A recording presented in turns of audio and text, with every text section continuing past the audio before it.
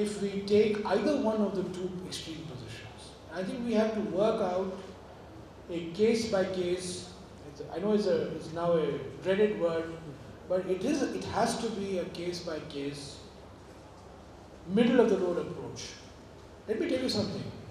I think the media people here will quote me tomorrow, so I'll be very careful. One very senior BJP leader,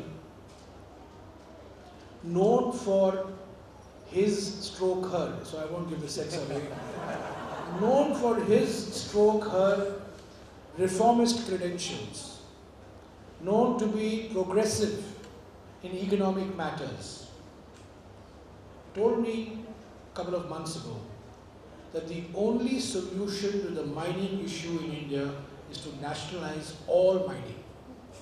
And I said, you telling me this? So he stroke she said, yes, I am telling you this. So that may also not be the answer, because as I told you, the track record of some of our public sector companies also leaves a lot to be desired. Part of the overall carelessness syndrome, you get the approval, those are anyway pledges that you have made on paper, बाद में देखा जाएगा. बाद में defined as anything beyond 40 years. And we are paying a heavy price for it in many of these places. My request to all of you, since you represent an influential section of civil society that has taken a particular position on the mining debate, that we need to change the terms of the mining debate. We are not getting anywhere right now. We have reached a cul-de-sac. We can't see light at the end of the tunnel. We need to move forward on mining with the type of safeguards and the type of regulatory regime that you and I have no disagreement with. I am entirely in agreement with you. Put a regulatory system in place and ensure that the regulations are actually implemented. It's possible for us to do it. And I think we should move ahead in this direction. In Saranda particularly, let me tell you, I plead guilty to many things. I don't mind telling you that in Saranda, when I was Environment and Forest Minister, I gave permission to SAIL to mine their iron ore, to mine iron ore. 40% of SAIL's requirement is going to be met from Saranda. If Saranda is not opened up, SAIL becomes a basket case. So because SAIL is a Maharatna company, SAIL is a public sector company, we have, SAIL has done many good things. It has built townships, it has built hospitals, it has run schools, it has produced sports people, it's done everything well except produce steel. We said let's make SAIL an exception. So SAIL was made an exception, but the condition I put on the clearance was, it's a one-time exception. No other private parties should get the access, and all the big companies are eyeing Saranda. Now, there are something like 19 private parties in Saranda who were given permission in 2005, much earlier, who are now saying, look, now we want to develop the Saranda mines. I don't know. And this is a call that the state government has to take now, and the central government, both of them have to take. That in the larger interests of the area, do we regulate the mining activity, or do we allow a competitive system to prevail where you have 19, 20 players coming in and adding to the problem? It's going to compound the problem. I have taken the view that we should have a moratorium on mining in Saranda. We should allow in a gradual, phased manner what has been permitted to SAIL. But even that should be subject to very strict environmental and social safeguards. It's easier for us to implement those safeguards through SAIL than it is through private companies. But we must put a moratorium on private mining activities. Let's put a moratorium for 10 years. Let's get the basics right. Let's skill the local people. Let's get the education right. Let's get their housing, roads, basic infrastructure right, and give them an opportunity of getting meaningful employment, maybe 10 years from now. That would be my approach.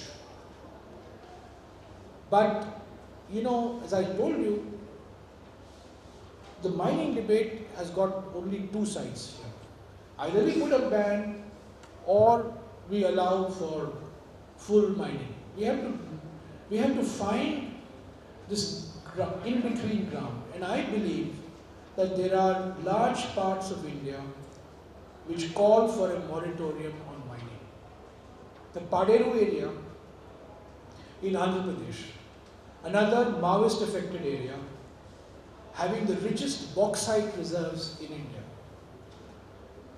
My colleague, the Tribal Affairs Minister, and I have taken the view. I took the view when I was Environment Minister. He has taken the view when he is Tribal Affairs Minister. Publicly, he has taken the view that we should not permit bauxite mining in Paderu. Because Paderu, again, similar area like Saranga. But in Chhattisgarh, in the Bailadila area, you've already opened that mine 40 years ago.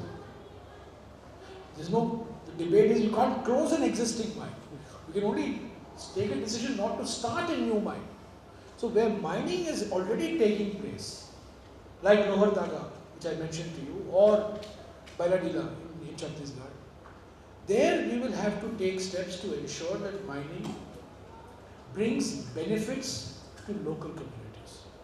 That mining has not benefited local communities now is, I don't think it's a matter of debate. I think it's very clear, it should be obvious to everybody.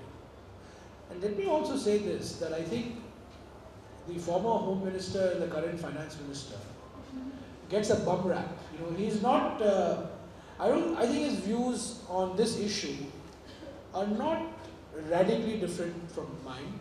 I don't think he will deny the importance of development. I don't think he will deny the importance of political intervention. But as Home Minister, like any good Home Minister, he would give priority and precedence to security operations.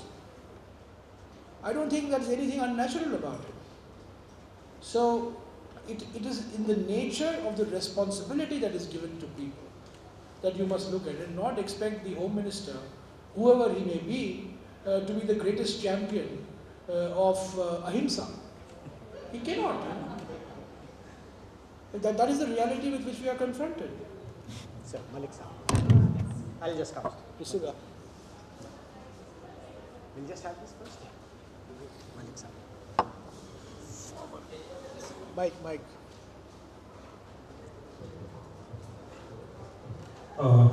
My name is Upius Malik sir. First of all, I compliment you for this very wonderful initiative in Saranda, as also the governments now to organize this first lecture. When it comes to the governance, it's a brilliant initiative sir, that you have done, and the intensity of your involvement in this also poses a question that will you be personally so intensively involved with further initiatives like Sarju that you just now talked about in Jharkhand. To our mind, even after you were able to have a kind of initial success in two key components for the governance are accessibility and credibility. Sadly, in our country, the administration suffers from the lack of both. As you yourself mentioned, that there is no video in this particular area. There are no teachers in the primary schools. If there are, they do not go there. So that is the fundamental fault line of our system at the grassroots. And pardon me to say so, that every inch of this country is governed by the state governments. The central government comes only in very special situations. So I will not elaborate much on this. These two things, how do we enforce the accessibility and the credibility? Now, I will not talk about why credibility is dented. When senior officers are caught with more than 500 crores rupees in Madhya Pradesh and 350 crores rupees in Chhattisgarh and are not even arrested, so that gives big dent to the kind of credibility. I'll not elaborate it further. Yeah.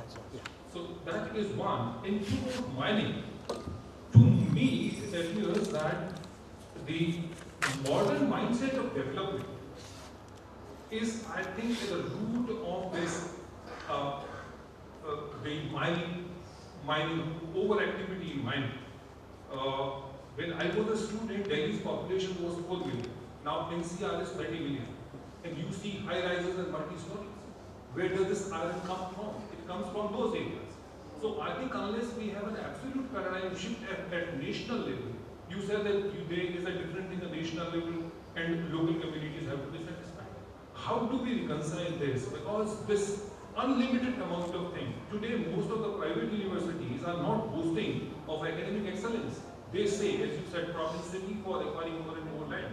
They say 600 acres of campus and not of the academic excellence. So the issue is that the requirement of modern development at the national level makes it actually absolutely necessary to go in for reckless mining in those areas.